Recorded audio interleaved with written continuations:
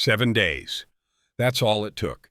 7 days in October 1935 for Harlem to understand that Dutch Schultz had made a fatal miscalculation. 7 days for 8 men to die. 8 of Schultz's best enforcers, soldiers, and lieutenants. Gone. Executed with a precision and brutality that sent shockwaves through the entire New York underworld. Nobody saw it coming.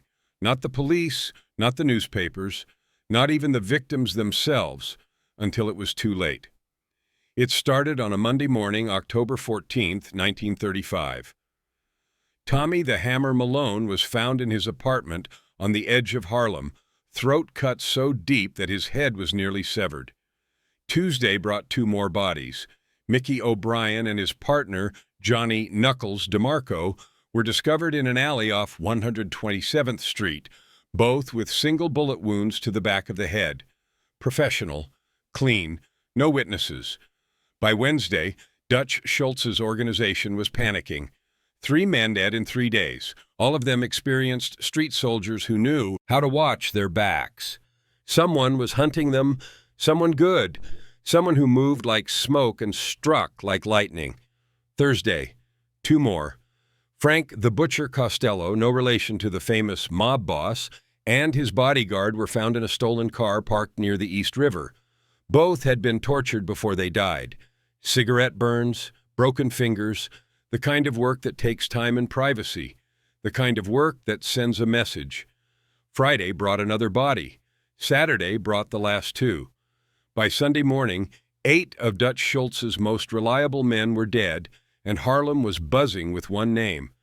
A name whispered in barbershops and speakeasies, spoken with a mixture of awe and terror.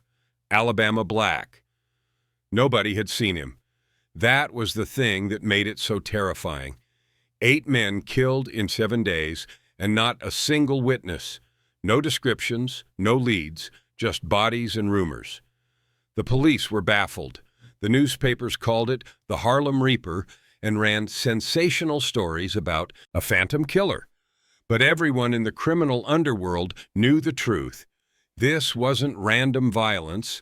This was Bumpy Johnson sending a message to Dutch Schultz. And the messenger was the most feared hitman in New York, a man so elusive that even his own side rarely saw him. His name was James Alabama Black Delroy. Schultz ramped up the pressure. His men raided number spots, beat up runners, intimidated customers. Queenie's profits were dropping. Her people were scared. And even Queenie, as tough as she was starting to wonder how long they could hold out against an enemy with virtually unlimited resources. That's when Bumpy knew they needed something Schultz didn't have. They needed an enforcer, not just muscle, but someone who could strike terror into Schultz's organization. Someone who could make Schultz's men afraid to operate in Harlem. Someone who was willing to do whatever it took, no matter how brutal. Bumpy needed a monster. And in the spring of 1932, he found one. The speakeasy on Delancey Street was a dive. Sawdust on the floor, watered-down whiskey in chipped glasses, and the kind of clientele that made even hardened criminals nervous. Bumpy was there on business, meeting with a Jewish bootlegger who supplied quality liquor to Queenie's establishments. The meeting was going fine until the bootlegger decided to get greedy. "Price is going up," the bootlegger said, his breath reeking of cheap gin. "Double what we agreed, and if you don't like it, you can find another supplier. Good luck with that." Bumpy stayed calm. "We had a deal. I keep my deals." "Deals changed." The bootlegger pulled a knife from his coat. "Pay up or get out, and don't come back." It happened so fast that Bumpy barely registered it. 1 second, the bootlegger was holding a knife. The next second, a man was behind him, twisting his wrist until the knife clattered to the floor. Then a sound like a branch snapping. The bootlegger screamed. His arm hung at an unnatural angle, clearly broken. The man who had broken it was young, maybe 23, 24 years old. Medium height, thin build, unremarkable features. The kind of guy you'd pass on the street and forget 2 seconds later. Except for his eyes. His eyes were completely empty. No anger, no excitement, no emotion at all, like looking into the eyes of a shark. "You okay?" the man asked Bumpy. His voice was quiet, almost sleepy, a strange contrast to what he'd just done. "Yeah, thanks for that." Bumpy studied this stranger. "What's your name?" "James Delroy, but people call me Alabama Black." Bumpy looked at this kid who had just broken a man's arm without even changing expression. "That was smooth, very smooth. You work here?" "Bouncer. Usually I just throw out drunks." Black looked at the bootlegger writhing on the floor. "He was going to stab you. Couldn't let that happen." "Why not? You don't know me." Black shrugged. "Didn't seem right. Man pulls a knife during a business discussion. That's not how things should work." There was something deeply strange about this kid, the way he talked, the complete absence of emotion, the clinical way he'd broken that arm like he was snapping a pencil. Bumpy had been around violence his whole life, but this was different. This wasn't hot anger or fear or excitement. This was cold, Arctic cold. "You looking for work?" Bumpy asked. "Real work, I mean, not bouncing drunks." "What kind of work?" "The kind where sometimes people need to understand that crossing certain lines has consequences. The kind where reputation matters more than numbers." Black tilted his head slightly, processing this. "You mean hurting people?" "Sometimes, when it's necessary, but mostly just making sure people know we're serious. Fear is cheaper than violence." "I can do that." Black's empty eyes locked onto Bumpy's. "I'm good at that." And he was. Oh, God, was he ever. James Delroy was born in 1909 in rural Alabama, just outside Mobile. His parents, Robert and Sarah Delroy, were sharecroppers who worked land they'd never own, trapped in a system designed to keep black families in perpetual debt. Robert worked the fields from sunup to sundown. Sarah took in washing and helped with harvests. They had 3 sons, Robert Jr., called Junior, Thomas, and James the youngest. The nickname Alabama Black came later when James moved north. In Alabama, he was just James or Jimmy. But the nickname captured something essential about him. He was darkness personified, a shadow from the deep south who brought with him a coldness that seemed to come from something older and more primal than the urban violence of New York streets. By the time Black was 10, his family knew something was wrong. He didn't cry when he got hurt, didn't laugh at jokes, didn't seem to feel fear or joy or sadness. It was like living with someone who was only pretending to be human, going through the motions of normal life without actually feeling any of it. When Black was 13, a neighborhood bully started targeting his brother Samuel, shaking him down for lunch money and beating him when he didn't pay fast enough. Samuel came home with bruises and a black eye. Black asked his brother to point out the bully. 3 days later, the bully was found in an alley with both legs broken in multiple places. The doctors said someone had worked him over with a baseball bat or pipe, methodically breaking bones. The bully never said who did it. He was too terrified. Black's brothers tried to help him. They took him to doctors who diagnosed him with emotional deficiency. Today we might call it antisocial personality disorder or psychopathy. Back then, they just knew Black was missing something that made most people human. In 1925, his family had him committed to Manhattan State Hospital, a psychiatric institution on Ward's Island. Black spent 3 years there. The hospital tried everything: talk therapy, cold water treatments, isolation. Nothing worked, nothing changed. Black was still calm, still cold, still completely disconnected from normal human emotion. They released him in 1928, not because he was cured, but because they needed the bed and Black wasn't violent unless provoked. He drifted for a few years after that. His parents were dead. His brothers had moved on, too disturbed by what Black was to maintain close contact. He worked odd jobs: butcher's assistant, dock worker, bouncer. He was good with knives, having learned in the butcher shop. He was strong despite his thin frame, and he had that unsettling quality that made most people leave him alone. When Bumpy Johnson met him in that speakeasy in 1932, Black was 23 years old and going nowhere. No family, no friends, no purpose, just existing, day to day, emotionally empty and alone. Bumpy gave him what nobody else would: purpose, structure, a reason to get up in the morning. And in exchange, Black gave Bumpy his complete loyalty. Not because Black understood loyalty as an emotion, but because Bumpy had given his life meaning. Within a week of hiring Black, Bumpy knew he'd found something special. A store owner who provided a numbers collection spot decided he wanted a bigger cut and threatened to go to the police if he didn't get it. Bumpy sent Black to talk to him. Black didn't threaten, didn't yell. He just stood there, staring at the store owner with those empty eyes, and quietly explained that making threats was dangerous. Something in Black's tone, in the complete flatness of his voice, in those shark-like eyes, terrified the man more than any overt threat could. The store owner apologized profusely, promised never to ask for more money again, and kept his word until the day he died. Word spread fast in Harlem's underworld.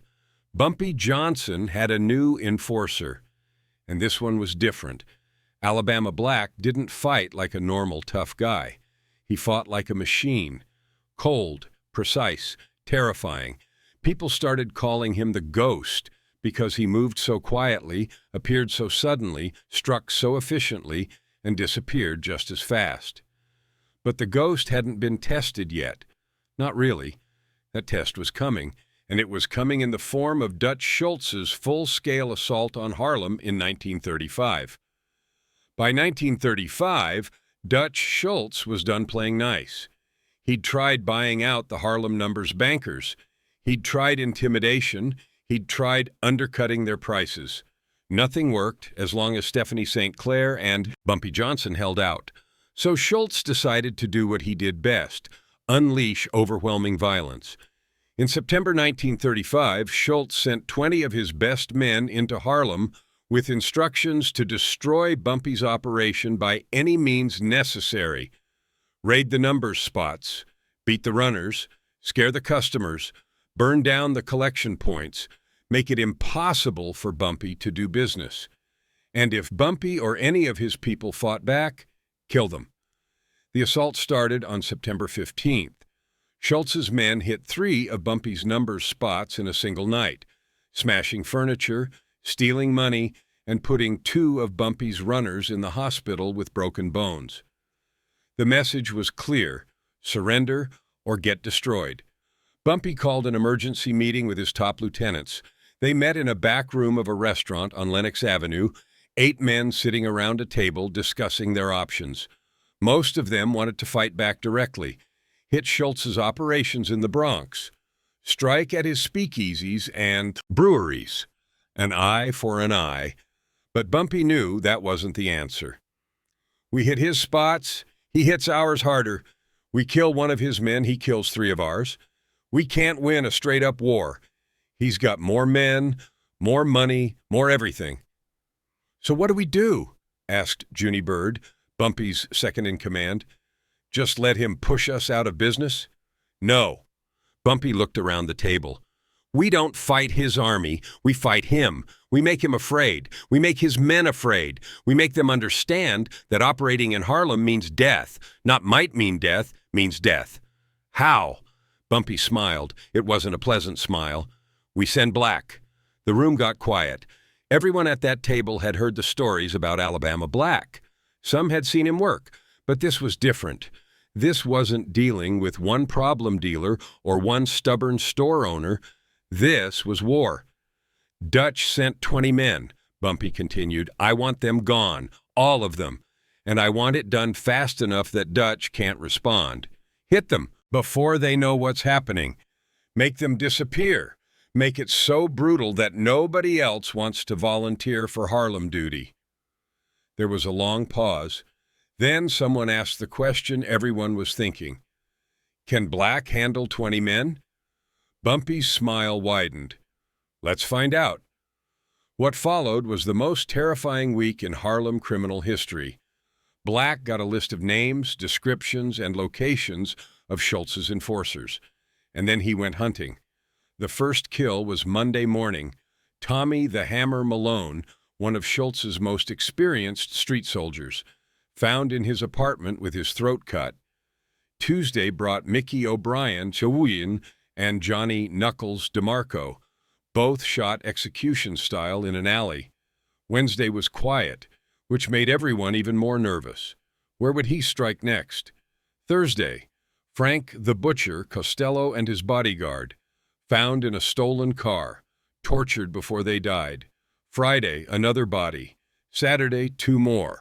By Sunday morning, 8 of Schultz's 20 men were dead. But here's the thing that made it legendary. Nobody saw Black. Not once. No witnesses, no descriptions, no evidence. Just bodies and growing terror among Schultz's remaining enforcers. They knew someone was hunting them, but they didn't know when or where he'd strike. They couldn't sleep, couldn't relax, couldn't do their jobs. Some of them fled Harlem entirely, abandoning their assignments and telling Schultz they'd rather face his anger than face the ghost. Dutch Schultz was furious and desperate. He'd lost 8 men in a week to some phantom killer, and his whole Harlem operation was falling apart. So Schultz made a decision that would seal his fate. If he couldn't take over Bumpy's operation, he had to eliminate Bumpy himself. Kill the boss, and the organization would crumble. Simple, direct, final. On October 22, 1935, Schultz sent his best hitman, a killer named Vincent Mad Dog Call's cousin, Eddie Call, to kill Bumpy Johnson. Eddie wasn't one of the 20 enforcers trying to take over Harlem. He was a specialist, a professional killer who had over a dozen confirmed hits to his name. He was smart, careful, and deadly. And he'd been tracking Bumpy's movements for a week, learning his patterns, finding the perfect moment to strike. That moment came on a Wednesday evening. Bumpy was leaving a restaurant on 145th Street, walking to his car parked half a block away. It was dusk, that time when the light plays tricks and shadows stretch long across the sidewalk. Eddie Call was waiting in a doorway, a .38 revolver in his coat pocket, his finger on the trigger.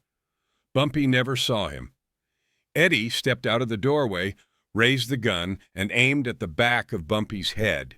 Range, maybe 15 feet.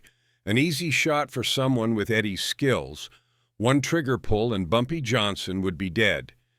Eddie pulled the trigger. The gun jammed, just for a second. A split second. A malfunction that happens maybe once in 1,000 pulls.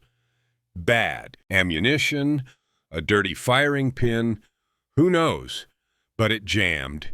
Eddie cursed, worked the action to clear it, raised the gun again, too late. Alabama Black materialized out of nowhere. Nobody saw him coming.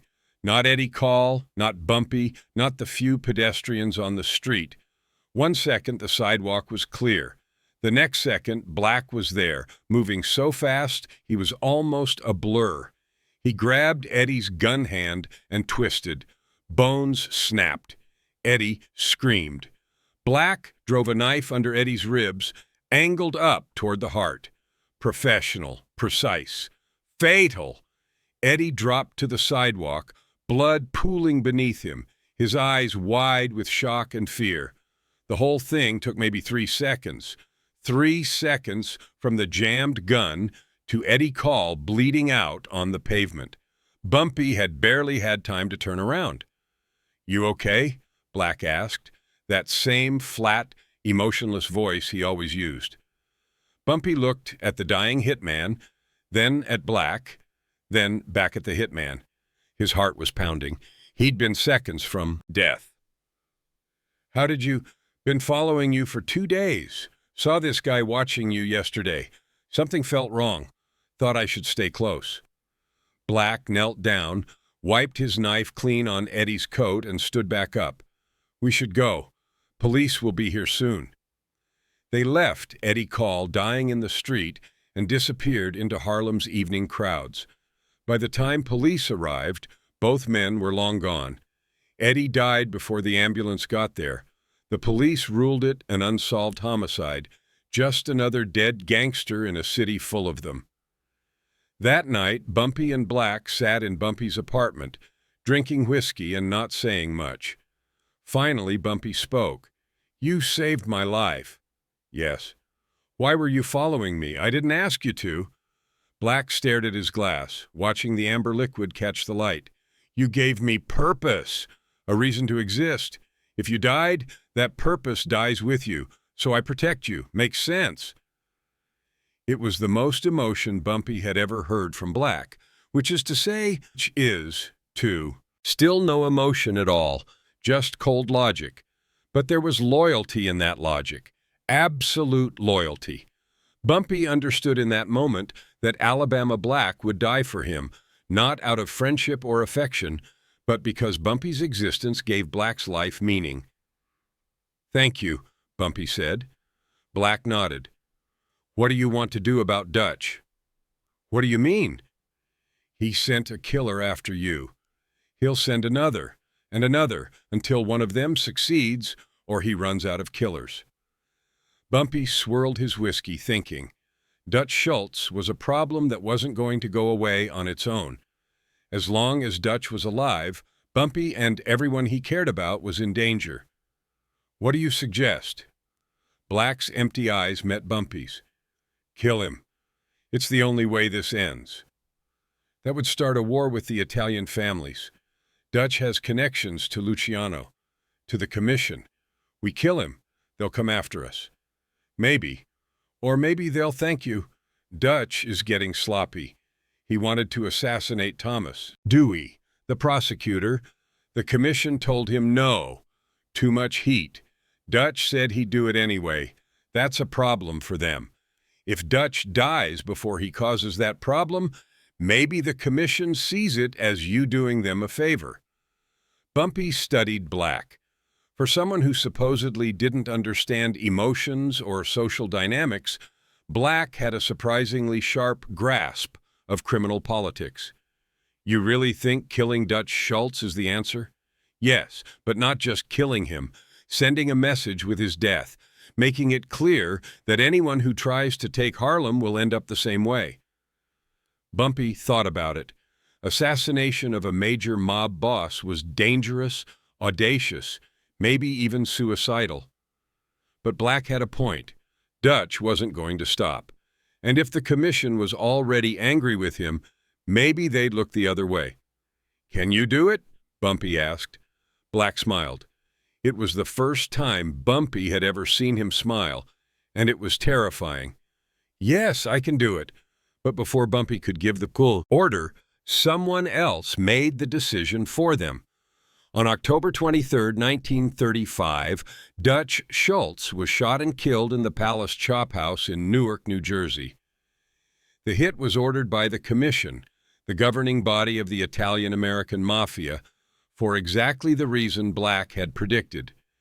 Dutch had become too reckless, too dangerous, too unpredictable. So they eliminated him. With Dutch dead, his organization fell apart. The men he'd sent to Harlem scattered. Some went to work for other mob bosses. Some left the criminal life entirely. A few ended up dead, killed by rivals or by Black, who was systematically hunting down everyone who'd threatened Bumpy's operation. The war was over. Bumpy had won, and everyone knew it was because of one man, the Ghost, Alabama Black, the most feared enforcer in New York. The Dutch Schultz War made Alabama Black a legend. But legends need to be maintained. And over the next decade, Black would cement his reputation as the most effective and terrifying enforcer in the criminal underworld. Between 1936 and 1945, Black killed at least 20 people, though the actual number was probably higher. These weren't random killings. These were surgical strikes against people who threatened Bumpy's organization, rival gang members trying to muscle in on Harlem, police detectives who couldn't be bought and were getting too close to exposing the operation, informants planning to testify, dealers who were skimming profits or selling near schools. Each death sent a message. Cross Bumpy Johnson and Alabama Black will come for you. But what made Black truly terrifying wasn't just that he killed people. Lots of enforcers killed people. What made Black different was his method. He was patient, methodical. He would study his targets for days or weeks, learning their routines, their habits, their vulnerabilities. Then he would strike when they were most vulnerable in ways that maximized psychological impact. One story from 1937 illustrates this perfectly. A small-time gang leader named Raymond Razor Jackson decided he could make a name for himself by challenging Bumpy's authority. Jackson ran a crew on the east side of Harlem and started spreading rumors that Bumpy had gone soft, that he was more businessman than gangster, that the godfather of Harlem had lost his edge. Then Jackson made a fatal mistake. He robbed one of Bumpy's number spots, pistol-whipping the runner and stealing the day's collection. It was a direct challenge, an insult that couldn't be ignored. Bumpy sent Black.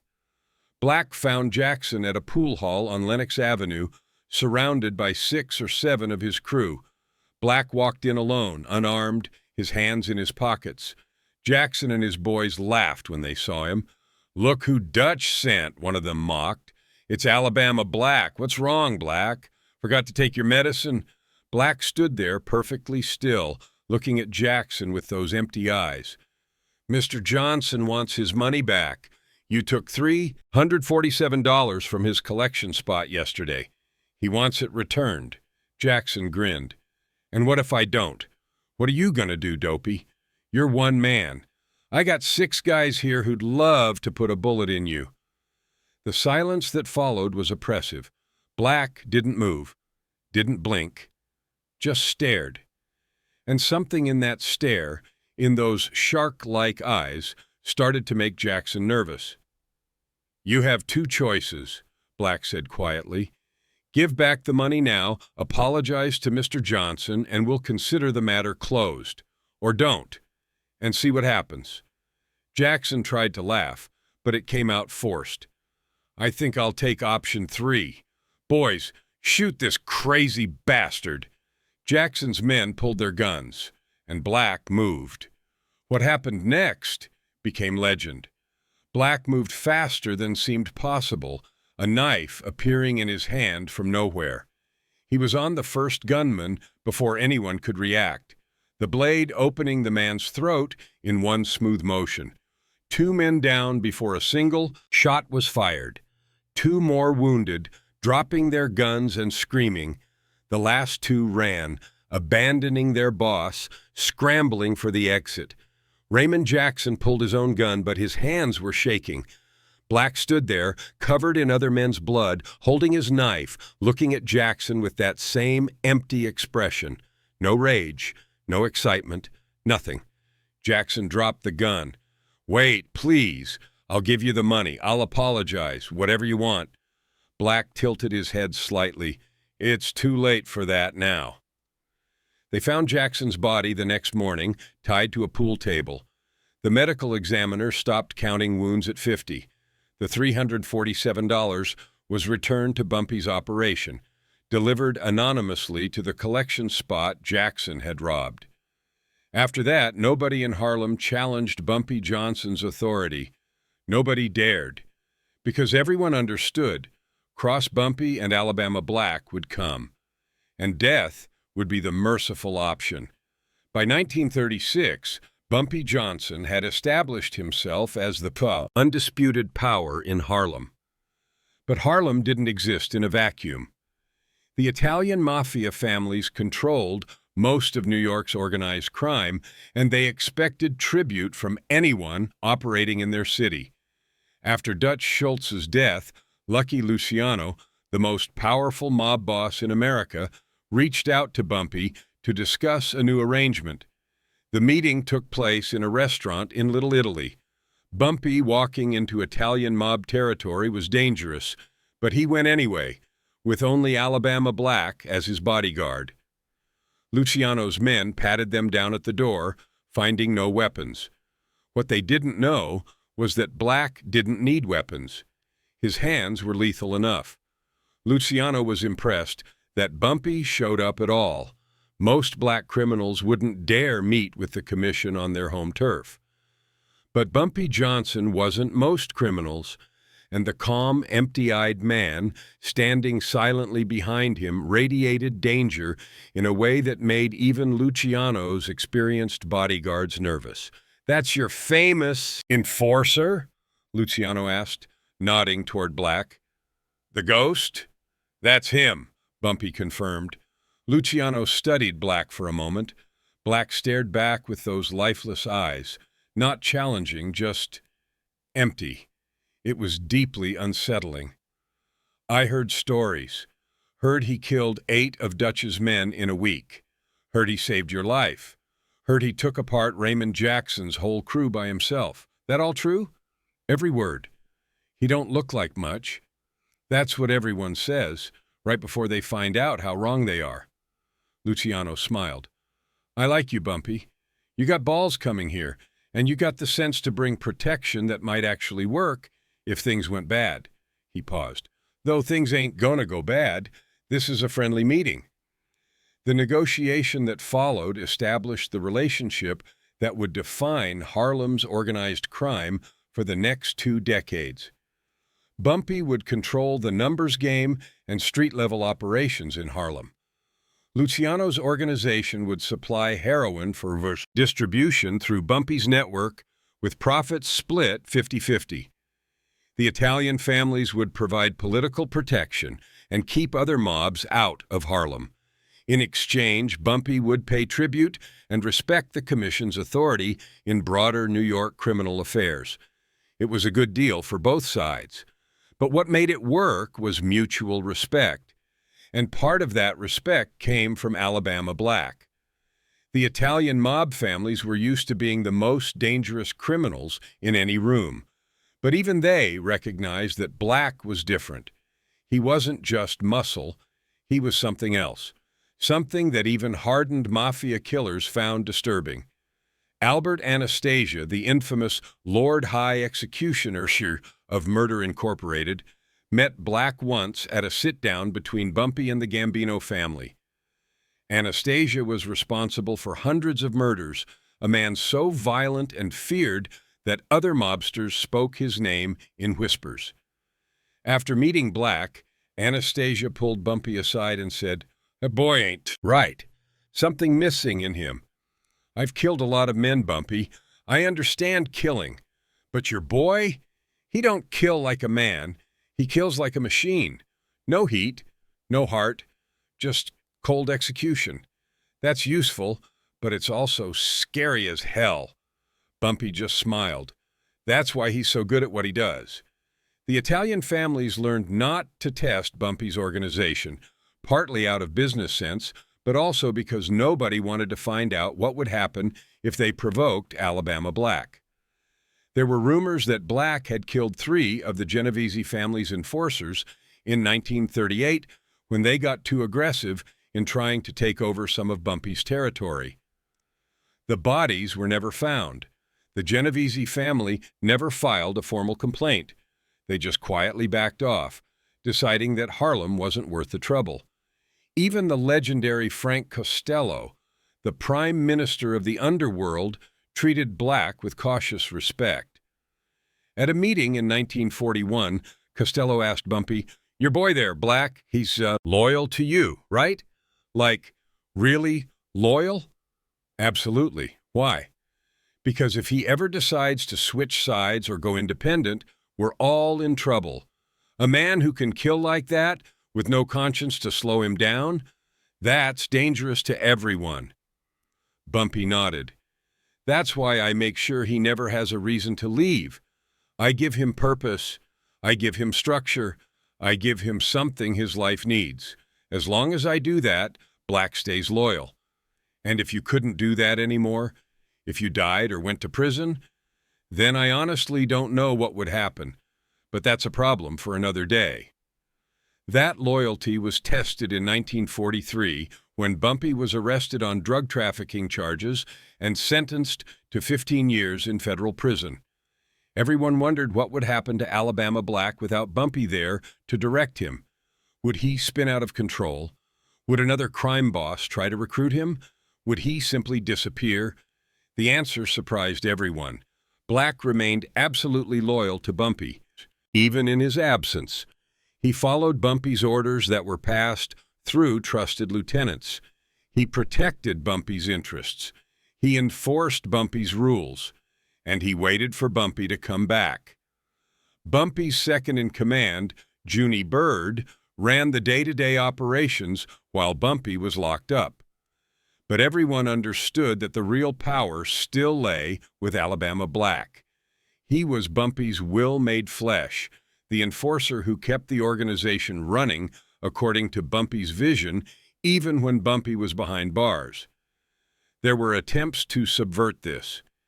In 1944, a mob boss from the Bronx named Tony the Hammer Romano thought he could take advantage of Bumpy's absence. He approached Black with an offer. Come work for him. Double whatever Bumpy was paying. Get a piece of the action instead of just a salary. Be a partner, not just an employee.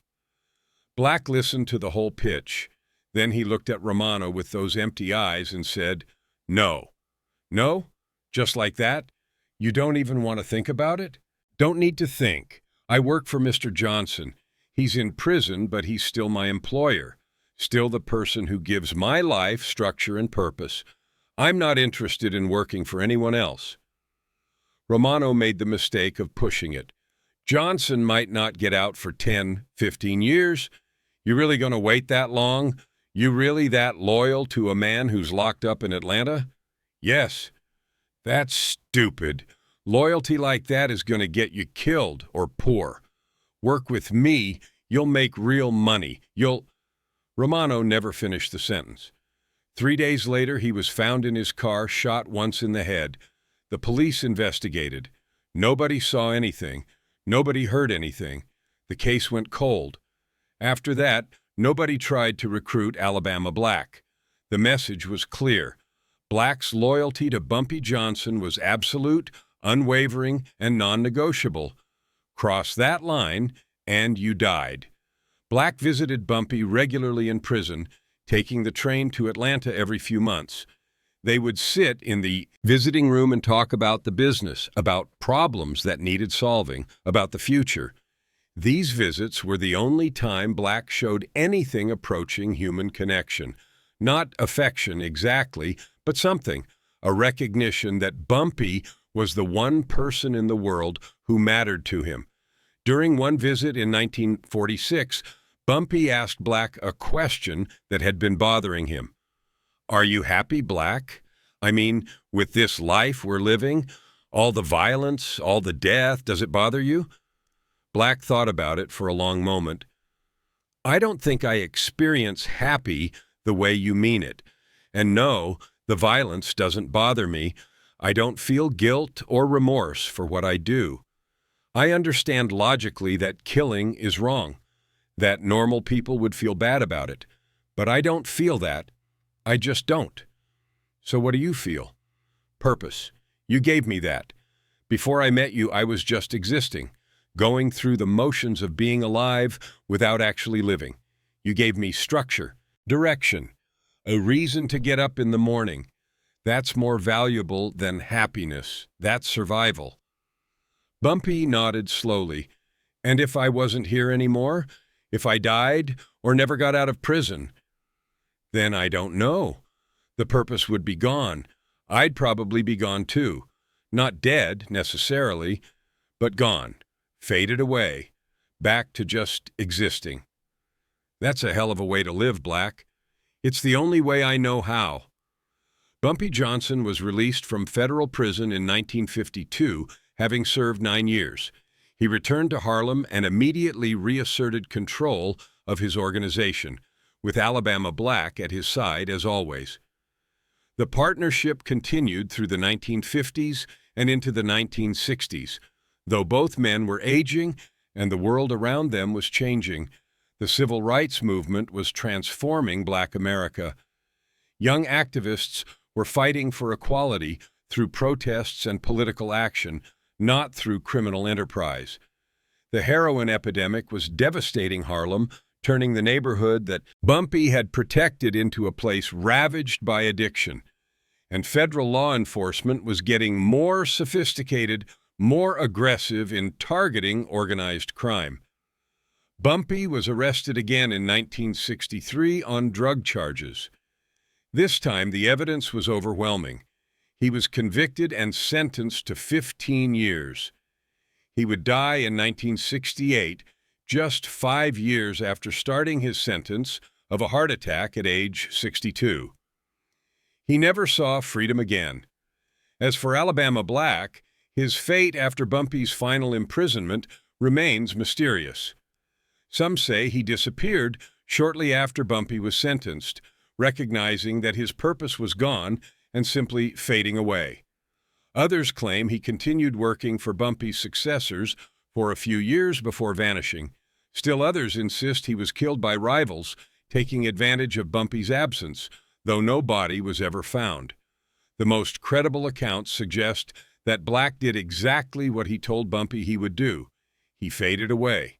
Without the structure and purpose that Bumpy provided, Black had no reason to continue. He wasn't capable of building a new life in any conventional sense, couldn't form the emotional connections that might have given him a reason to keep going. So he simply removed himself from the equation, becoming a ghost in reality rather than just reputation. There were occasional sightings. A man matching Black's description working as a night janitor in Queens. Another sighting in Philadelphia, working in a slaughterhouse. A rumor of someone who looked like him living in a flophouse in the Bowery, old and broken and utterly alone. But none were ever confirmed. Alabama Black just vanished, leaving behind only legends and whispered stories. The ghost who killed 8 men in 7 days. The enforcer who saved Bumpy Johnson's life. The man so feared that even the Italian mafia treated him with respect. The loyal soldier who never crossed his boss, never betrayed his purpose, never showed mercy to those who threatened what he protected. The story of Alabama Black is unique in the annals of American organized crime. Most enforcers are forgotten footnotes, muscle whose names appear in police reports and then disappear into history. But Black became legendary not just for his effectiveness, but for what he represented. Absolute loyalty, absolute ruthlessness, and absolute commitment to his purpose. He killed at least 30 people, probably more. He terrified the most dangerous criminals in New York. He saved the life of Bumpy Johnson, and by extension saved Harlem from being completely taken over by Dutch Schultz and the Italian mobs. Without Black, Bumpy's organization would have fallen. Without Bumpy's organization, Harlem would have been stripped of its independence, exploited more completely by outside forces. Was Black a monster? By any moral standard, yes. He killed without remorse, tortured without guilt, lived without the emotional connections that make us human. His psychological condition, whether we call it antisocial personality disorder or psychopathy, made him capable of extreme violence without the internal barriers that stop most people from crossing certain lines. But Black was also a product of his circumstances. Born into poverty, damaged by mental illness that 1920s medicine couldn't treat, isolated and alone until Bumpy gave him purpose. He didn't choose to be what he was. He didn't ask for the psychological condition that made him a perfect killer. He just was. And he found the only person who would accept him as he was and give his life meaning. The partnership between Bumpy Johnson and Alabama Black was symbiotic in the truest sense. Bumpy gave Black purpose and structure. Black gave Bumpy protection and enforcement. Together, they built and maintained a criminal empire that kept Harlem in Harlem's hands for over 2 decades. They weren't heroes. They weren't villains in the cartoon sense.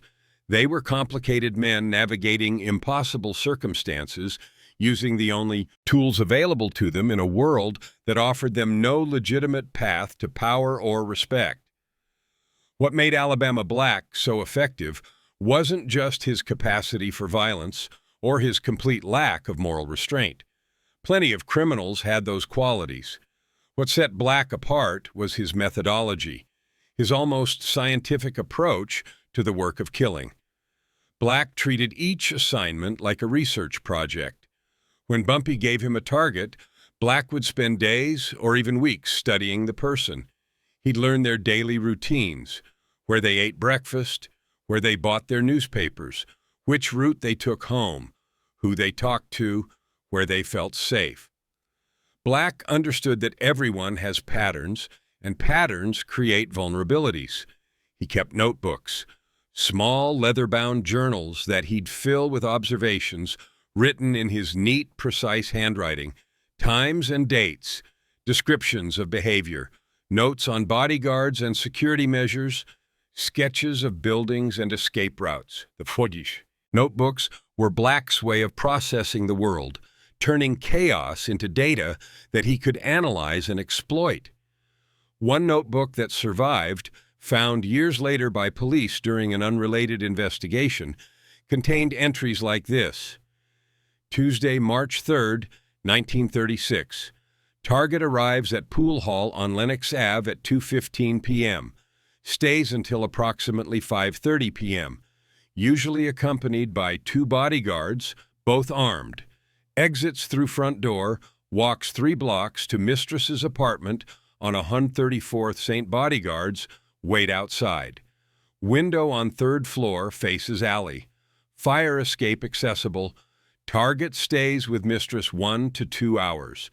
Exits around 7 o'clock p.m., returns home alone. Vulnerable period, walk from Pool Hall to mistress's apartment, or inside apartment while bodyguards outside. That level of detail was typical. Black didn't just kill people. He studied them, analyzed them, found the exact moment when they were most vulnerable, and struck with surgical precision. It was this methodical approach that made him so terrifying. You couldn't guard against Black because he would wait until you let your guard down, and everyone eventually does. His weapon of choice was a knife. Black had learned to use knives working in that butcher shop as a teenager, and he'd never forgotten those skills. A knife was silent, personal, didn't require ammunition, and in Black's hands was absolutely lethal. He carried multiple blades, usually concealed in specially made pockets sewn into his clothes, spring-loaded sheaths on his forearms, a small blade in his boot, another in the small of his back. He was never unarmed, even when he appeared to be. But Black was also pragmatic. He used guns when the situation called for it. Usually a .38 revolver, reliable and common enough that it couldn't be traced to him. Sometimes a .22 pistol for close-range work where noise was a concern. Once, according to legend, he used a garrote made from piano wire to kill a target who had to die silently in a crowded apartment building. The variation in methods made it harder for police to connect the killings and made Black even more unpredictable. Bumpy Johnson understood something that many crime bosses missed. Fear is more valuable than force. You can kill one person to prove you're serious, but fear can control 100 people. And Alabama Black was the perfect instrument for generating that fear. The story of what Black did to Raymond Jackson in that pool hall became a teaching tool. Bumpy would tell it to people who were considering crossing him, describing in detail how Black had moved through Jackson's crew like death incarnate, killing 2 men and wounding 2 more in a matter of seconds. Then he'd lean in and say, "And that was Black being merciful. He let 2 of them run away. When Black's not feeling merciful, nobody runs away." The rumor mill did the rest. Stories about Black grew with each retelling, becoming more elaborate and terrifying. People claimed he could move without making a sound, that he could kill with a touch, that he could anticipate his target's movements like he could read minds. None of these things were supernatural, of course. Black was just exceptionally good at moving quietly, striking vital points, and studying his targets so thoroughly that he could predict their behavior. But the supernatural explanations made him even more frightening. There's a story from 1938 that illustrates how Black's reputation worked. A young tough named Marcus Little Mac Williams was running a protection racket on 142nd Street, shaking down small business owners for weekly payments. One of those business owners happened to be paying rent to one of Bumpy's front companies. When the business owner couldn't pay both the protection money and his rent, Bumpy heard about it. Bumpy sent word through intermediaries that Little Mac should stop operating on that block. Little Mac, young and cocky and convinced of his own toughness, sent word back that Bumpy didn't control his territory and could go to hell. It was a spectacularly stupid decision, but Little Mac figured he had 6 guys in his crew, all armed, and he didn't believe the stories about Alabama Black. How dangerous could one man really be? Bumpy didn't send Black to kill Little Mac. That would have been too quick, too easy. Instead, Bumpy told Black to scare him. Just scare him. Make him understand the error of his ways without actually hurting him. Could Black do that? Black could. For 3 days, Little Mac experienced a waking nightmare. Everywhere he went, he'd catch glimpses of someone watching him. A figure in a doorway, a shadow in an alley, someone standing across the street, staring. Every time Little Mac looked directly, the figure would be gone. But the sensation of being watched never stopped. Things started appearing in Little Mac's apartment, small things at first. A newspaper on his kitchen table that he didn't remember buying, folded open to the obituaries with one death notice circled in red. A deck of cards arranged on his dresser, spelling out "Tick-Tock" using the letters and numbers on the cards. A photograph of Little Mac walking down the street, taken from behind, with an X drawn over his head in red marker. The most terrifying part? Little Mac's apartment was on the 4th floor, and he kept the door locked. Someone was getting in and out without forcing entry, without being seen, without leaving any trace except these messages. The implications were clear. We can reach you anywhere, anytime, and you'll never see us coming. By the 3rd day, Little Mac was a wreck, not sleeping, jumping at every sound, seeing threats everywhere. When Bumpy's intermediary came by with the same message, "Stop operating on that block," Little Mac agreed immediately, apologized profusely, and moved his operation to the other side of Harlem, where he'd be far away from Bumpy Johnson's territory. Bumpy never confirmed it was Black who did all that. He didn't need to. Everyone assumed it was Black, which was exactly the point. The legend of the ghost grew stronger with each story like this, and the stronger the legend, the less often Black actually had to hurt anyone. It was efficient, cost-effective, perfect. When World War II started, Harlem changed dramatically. Thousands of young men enlisted or were drafted, heading off to fight in Europe and the Pacific. The neighborhood saw an economic boom as factories ramped up production and suddenly needed workers desperately enough to hire Black Americans for decent wages. Money flowed into Harlem like never before. For Bumpy's organization, the war years were complicated. Many of his runners and enforcers left to serve in the military. The heroin trade slowed as young men went overseas, and supplies became harder to source. But the numbers game exploded because working people had money to spend and wanted the dream of hitting it big. Black didn't serve in the military. He failed the psychological evaluation at the induction center. The Army psychiatrist took one look at Black's psychiatric records from Manhattan State Hospital and stamped his file 4F, unfit for service, which was probably for the best. Black, in a military setting, with access to weapons and training in how to kill more efficiently, would have been a disaster. Instead, Black stayed in Harlem, continuing his work for Bumpy. The war years actually made his job easier in some ways.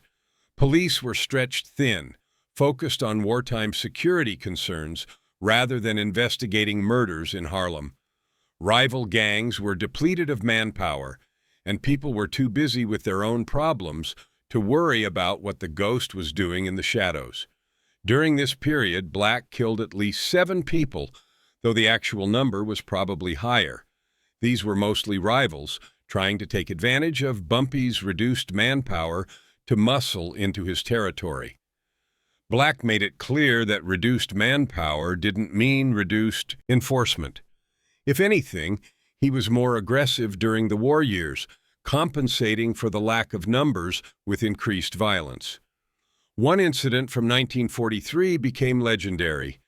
3 soldiers on leave, young black men who'd been fighting in Italy and had come home with money, medals, and an overinflated sense of their own toughness, decided they could take over one of Bumpy's number spots.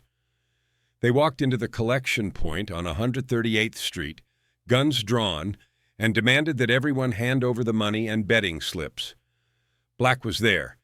He'd been sitting in the corner, quiet and unnoticed, just watching the operation like he often did.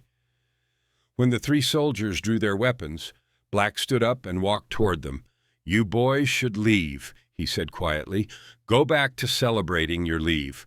Forget this happened." One of the soldiers laughed. "Or what, old man? You gonna call the cops?" The soldier was maybe 22 years old. He'd survived combat in Europe. He wasn't afraid of some skinny guy in his 30s. "No," Black said. "I'm going to hurt you. All 3 of you. And then you're going to leave. But you're also going to be injured, possibly crippled. So I'm giving you a choice. Walk away now, healthy, or stay and find out what happens." The soldiers chose wrong. What happened next was brutal. Black disarmed all 3 soldiers, breaking wrists and fingers in the process, and beat them so severely that all 3 required hospitalization. He didn't kill them. That was important. These were returning soldiers, heroes, and killing them would have brought heat from the military police and the FBI. But he hurt them badly enough that they never came back, never filed charges, never told anyone what had happened, except to whisper warnings to other veterans. Stay away from Bumpy Johnson's operations, and definitely stay away from the ghost. When Bumpy was released from his first federal prison stint in 1952, he returned to a Harlem that was changing in ways that deeply troubled him. The heroin epidemic was exploding. What had been a manageable problem in the 1940s had become a crisis. Young men who'd returned from the war traumatized and seeking escape found that escape in heroin.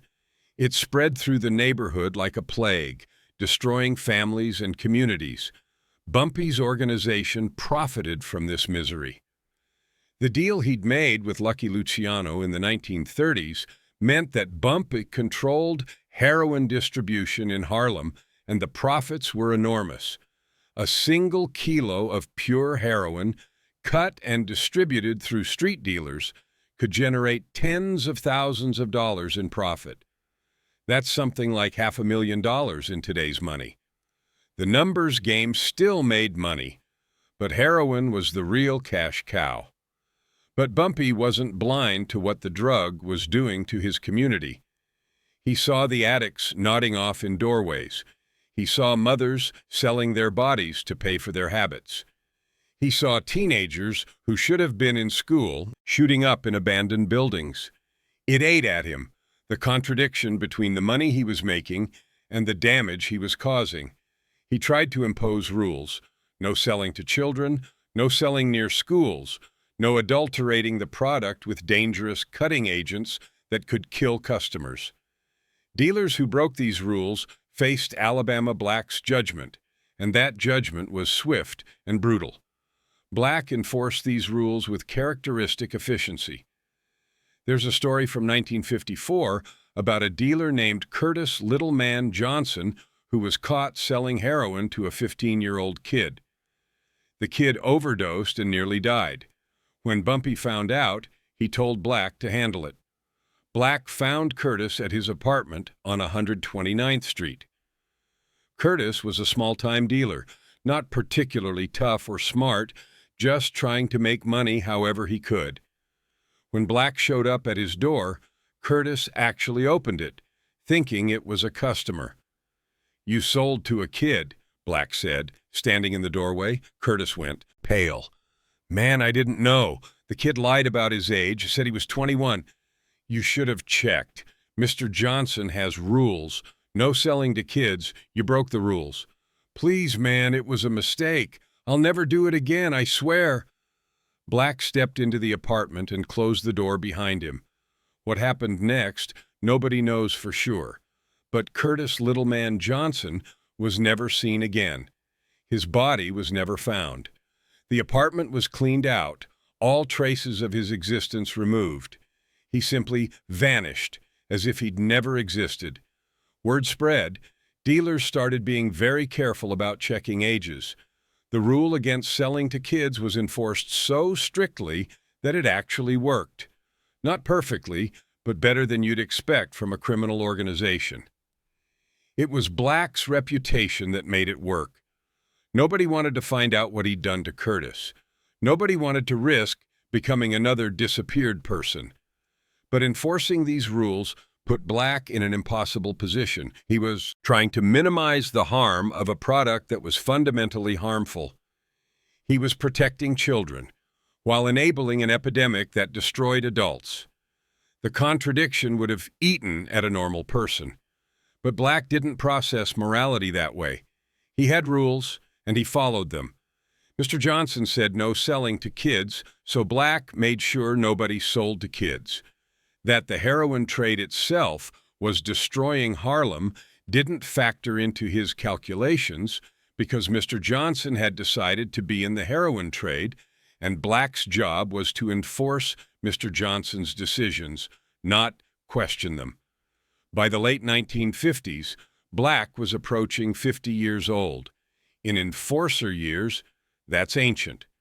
Most men in his line of work were dead or crippled by that age.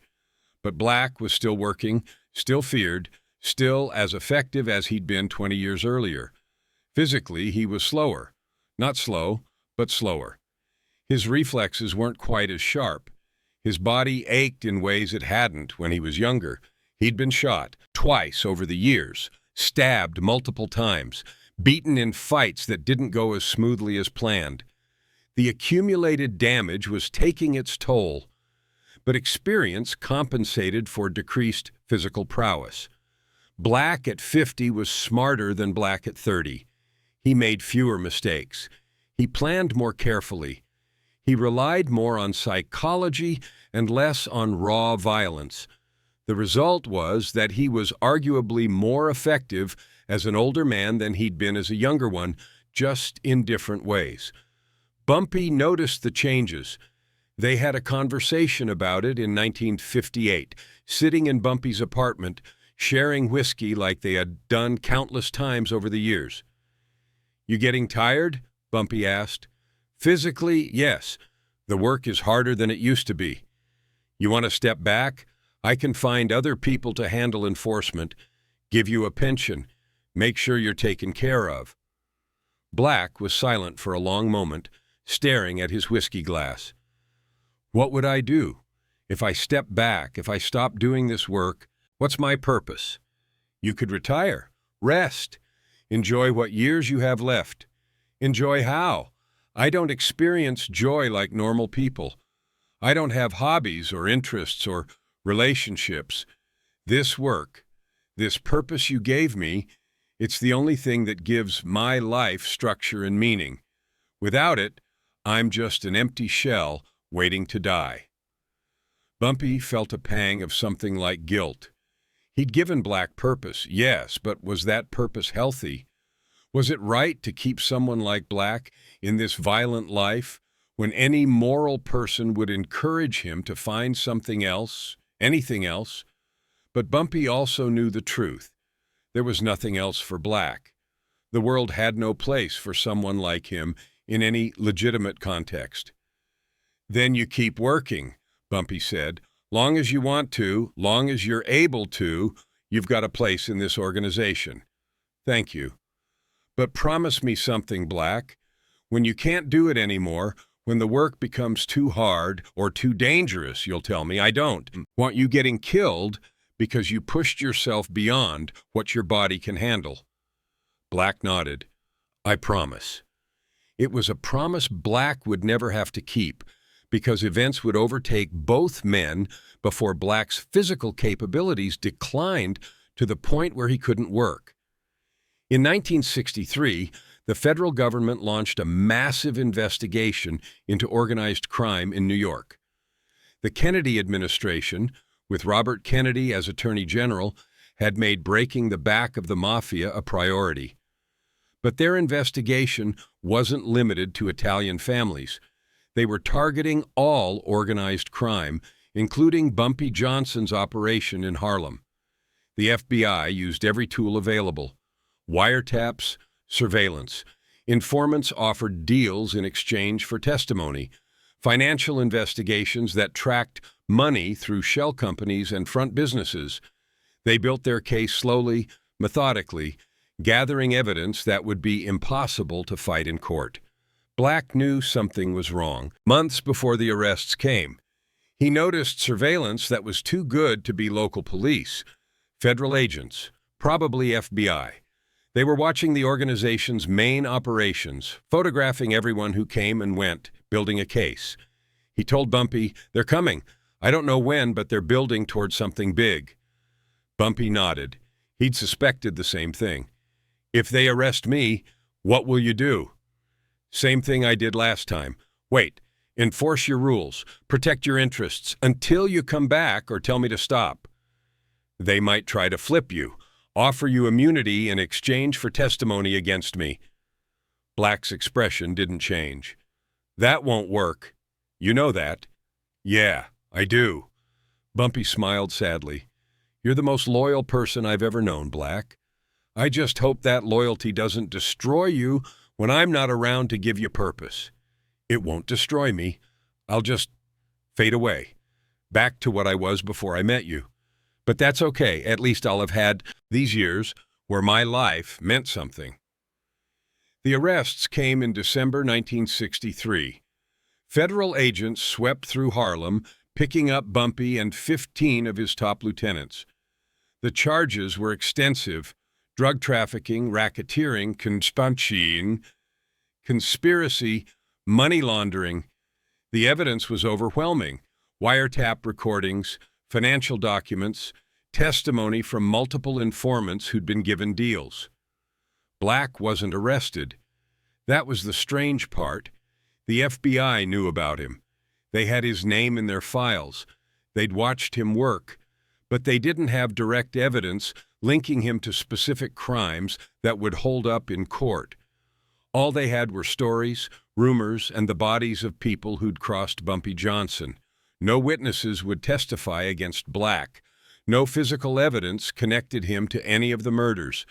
The ghost had done his work too well, leaving no trace that prosecutors could use. But without Bumpy to direct him, without purpose and structure, Black was lost. He attended Bumpy's trial, sitting in the back of the courtroom, watching as the federal prosecutors built their case. Bumpy was convicted on all counts and sentenced to 15 years. Given his age, he was 58, and his health problems, it was effectively a life sentence. After the verdict, Black visited Bumpy one last time before he was transferred to federal prison. They talked through bulletproof glass using phones to communicate, their last conversation as free men. "What will you do?" Bumpy asked. "I don't know. Wait, I suppose, like I did before." "Black, I might not be coming back this time. The sentence is 15 years. I'll be 73 when I get out, if I get out.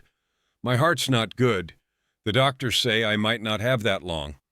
"I know. So what will you do when I'm gone? Really gone, permanently?" Black was quiet for a long moment. "I'll fade away, disappear, become nothing. It's the only thing that makes sense." "You could find someone else to work for, build a new purpose." "No, I only ever needed one person to give my life meaning. That was you. When you're gone, the meaning is gone. I don't want another boss. I don't want another purpose. I just want to stop existing in any way that matters." Bumpy felt tears stinging his eyes, which was unusual for him. He'd seen countless men die, had ordered deaths himself, had lived a life soaked in violence and crime. But the idea of Alabama Black, the loyal enforcer who'd saved his life and protected his organization for over 30 years, just fading away into nothing, hit him harder than he expected. "I'm sorry," Bumpy said, "for everything, for using you, for giving you purpose that trapped you in this life, for not being able to give you something better." "Don't be sorry," Black replied, and for the first time in all the years they'd known each other, something that might have been emotion flickered across his empty eyes. "You gave me 30 years of having a reason to exist. That's more than most people in my condition ever get. You didn't use me. You saved me. I'm grateful." It was the last conversation they ever had. Bumpy was transferred to a federal prison in Atlanta. Alabama Black walked out of the detention center and disappeared into the New York streets. Nobody ever saw him again. Today, the building where those 8 bodies were found in October 1935 still stands, though it's been renovated and converted to modern apartments. The streets where Black hunted Dutch Schultz's enforcers have been gentrified, transformed into something unrecognizable from the Harlem of the 1930s. The criminal empire that Bumpy and Black built has long since crumbled, dismantled by federal investigations and the simple passage of time. But the legend remains. Old-timers in Harlem still tell stories about Alabama Black, though the details get more exaggerated with each retelling. 8 men in 7 days became 10 men, then 15, then 20.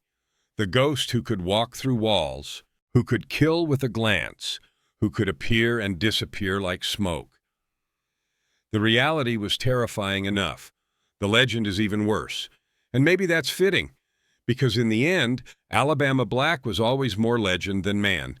He was a ghost before he disappeared, a shadow who lived in the spaces between what people saw and what they feared.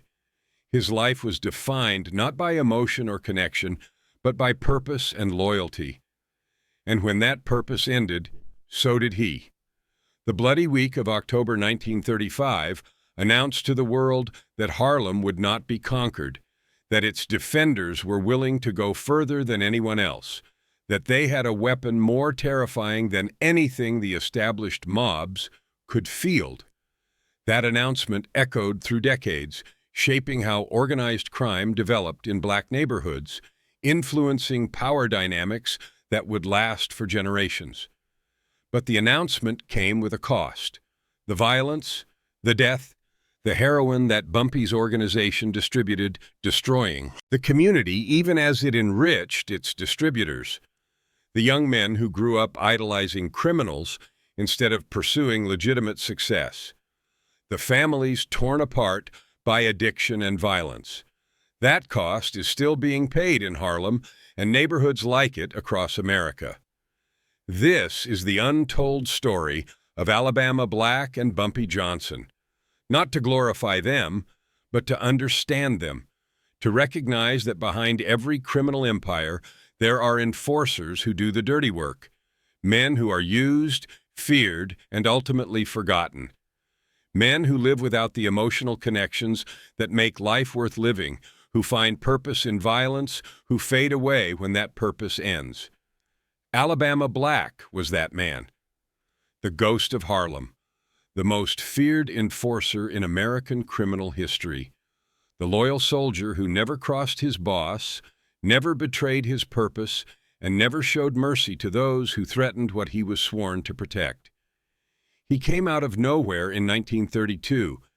He saved Bumpy Johnson's life in 1935. He killed at least 30 men over 2 decades, and then he vanished, leaving behind only questions, whispers, and the fading memories of a violent era that Harlem would rather forget.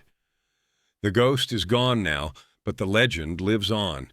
And somewhere in the shadows of New York, in the forgotten corners of history, Alabama Black's story waits to be told. This is that story, the truth behind the legend, the man behind the monster, the enforcer who made an empire possible and asked for nothing in return except purpose, structure, and a reason to exist.